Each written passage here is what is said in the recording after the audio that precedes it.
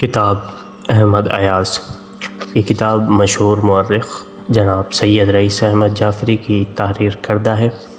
یہ برصغیر پاک و ہند کے واحد ادیب ہیں جنہوں نے 250 سے زائد کتابیں تحریر کی ہیں. احمد ایاز ایک تاریخی ناول ہے. اس میں سوز بھی ہے اور ساز بھی، درد بھی اور راحت بھی، غم بھی اور نشاط بھی، دکھ بھی اور آرام بھی. اس ناول کا ہیرو ہردیو کوئی خیالی شخص نہیں ہے، ایک تاریخی وجود ہے. علاؤ الدین خلجی نے جب تلنگار پر چڑھائی کی تو یہ گرفتار ہو گیا. پھر جب اتفاق سے سلطان المشائخ حضرت نظام الدین اولیاء محبوب الہی کی بارگاہ میں پہنچا اور یہاں پہنچتے ہی اس کا کایا پلٹ گیا. احمد ایاز نام پایا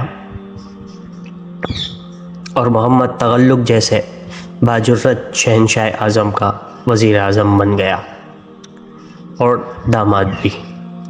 مزید اس کتاب کی معلومات کے لیے آپ ہماری ویب سائٹ وزٹ کریں یا ہمارے دیے گئے واٹس ایپ نمبر پر رابطہ کریں.